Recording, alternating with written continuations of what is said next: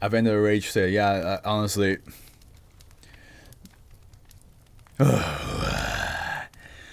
Rupertian Zeppelins. Whatever that fucking means. It's our next SCP though. So here we go. Oh, that's a different style. Okay. Euclid. Foundation agents shall monitor news network in the United States and Canada for any reports of unusual aircraft activity. Instances of SCP-1835 are to be explained away as experimental aircraft being tested by Sony Croft Propulsion, a Foundation front. Sony Croft Propulsion, okay. Mobile Task Force 559, Hindenburg haters. What a fucking name. We'll collect as many instances of -8 documentation as is logistically feasible after an SCP-1835 event. Class C amnestics will be dispersed over population centers affected by SCP-1835 in the event of a Grade 3 public awareness breach. And here we have an instance. Well, doesn't tell much in the picture, but other than that, let's go on. SCP-1835 is okay. I kept the picture up for like almost 2 hours. I think we can now take it down.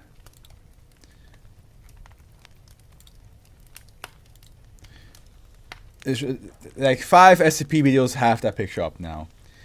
That means like in half a year, no, in July, 5 videos will have that. People who watch those videos will see that. No, my bad. Okay.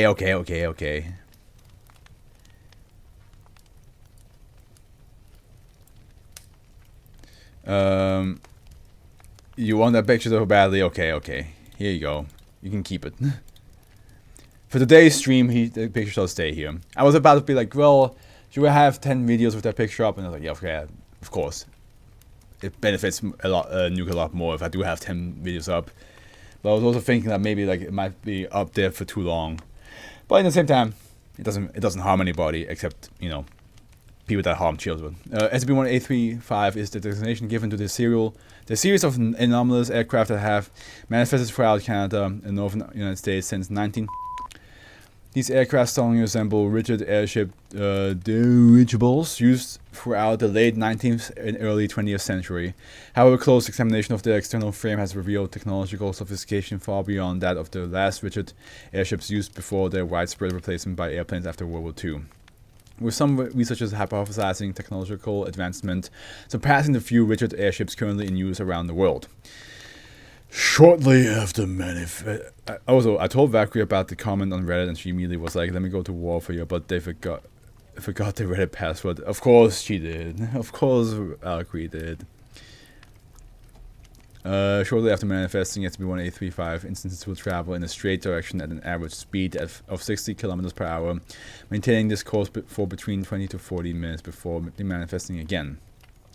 Attempts to come within close proximity of SCP-1835 instances have proven futile when any aircraft come within 150 meters of the airspace of an SCP-1835 instance. It will then manifest, appearing to briefly shimmer before vanishing. Photographs of the interior of SCP-1835 instances taken in this instance seem to indicate that no personnel are on board the ship, and instances appear to be automated. By the way, Nuke, this is gonna be a weird question. Are you the same like height as Valkyrie? As little Valkyrie? Thus far, researchers have not been able to discern any meaningful pattern from recorded manifestations of SCP-1835. To date, the southernmost instance of SCP-1835 that has been recorded manifested in an abandoned field in southern Minnesota and the northernmost instance outside of Slave Lake, Alberta on... There's a place called Slave Lake? Okay, in... recorded manifestations, SCP-1835 instances have dropped flyers from the interior. Several flyers have been transcribed below. Document -34-A, attention all citizens. In accordance with Article V, Section 33 of the Basic Law of the Federated Empire of Rupertia, all citizens aged 20 to 39 are hereby drafted to serve the War of Alarian Aggression. The nation of Alaria has antagonized the peace-loving people of our glorious empire for far too long, and Emperor Stephen that's number 11, right? Yeah, 11, in his enlightened wisdom, has decreed that the antagonism toward our nation must come to an end. Eligible citizens are required to report to the local enlistment center for processing. Long live the Emperor! Long live Rupertia! -A message from the respected Stephen, 11th Emperor of Rupertia. Greetings, citizens of the Empire. In the months since the war to preserve the independence of our glorious country began, I have heard many fears and apprehensions expressed by citizens participating in the war effort. I share your concerns. The barbaric and ruthless Alarians in their relentless quest to deprive us of our liberty and way of life have been working tirelessly to sow the seeds of discontent within our populace and destroy our morale. But let me assure you, so long as I draw breath, we shall never give in. Some of you will be sacrificed. Some of you will die, but the sacrifice I'm willing to make. Times have been difficult for all of us. I myself have been forced to go on rations, as have my family members, but I'm still fat as hell. It is times like these that test our resolve. The natural law of the world dictates that the strong-willed survive whilst the weak perish.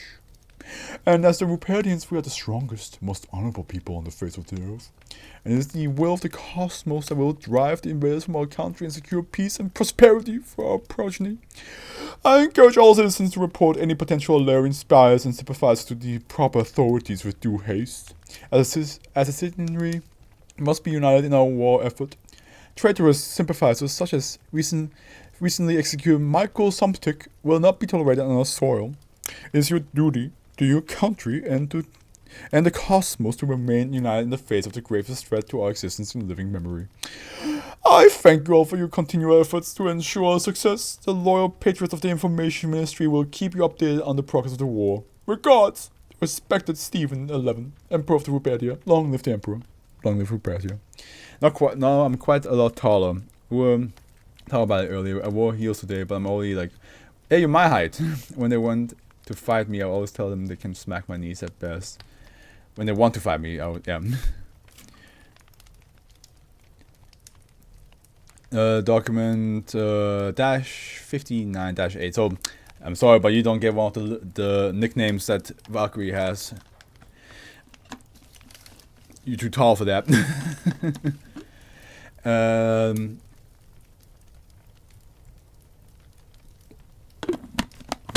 Document 59-8. Addressing misconception and plan that lies. A message from the Information Ministry. The citizens of Rupertia, it has come to our attention that numerous false rumors planned by Alarian spies have made their way into the public discourse. As the educational arm of the Empire, it is duty of the Information Ministry to refute these lies.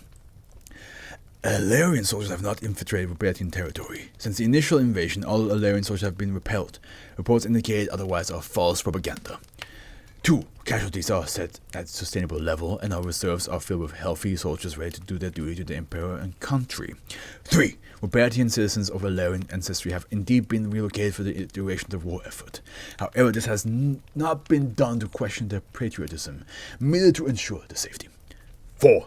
Finally, the Emperor and his family are alive and well, and doing all they can to ensure that the war ends swiftly and an honorable victory for the Federated Empire of Rupertia. Please remember to report any potential rumors and disloyal citizens to the Information Ministry and Protection Ministry, respectively. Long live the Emperor. Long live Rupertia. Document 61. Flyer contains 2 sentences in large font covering the entire page. The Emperor is dead.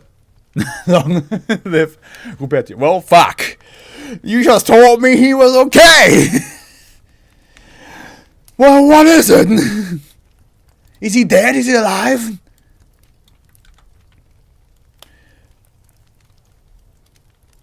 All this from a Zeppelin that just vanishes and comes back again? Why couldn't you just...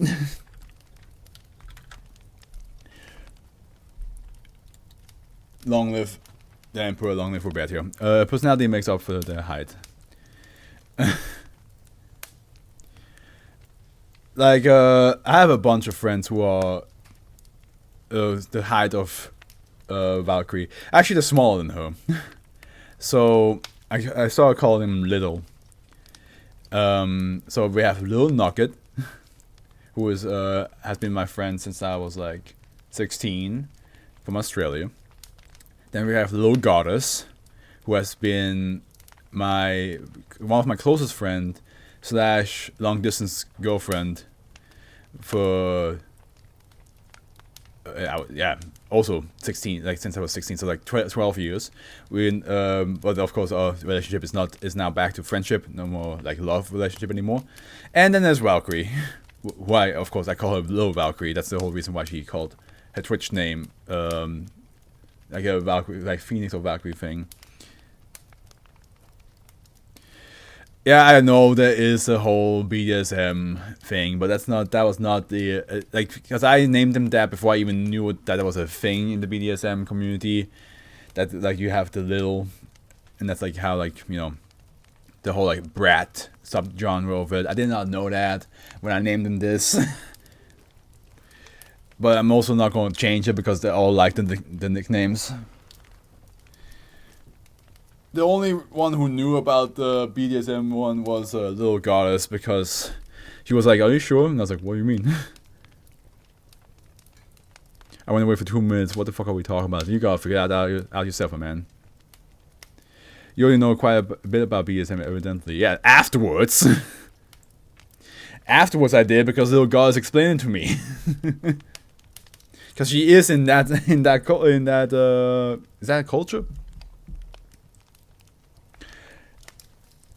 Is it a culture or is it a preference? I don't even know what to call it. But like, she explained to me afterwards, and I was like, that was not the plan.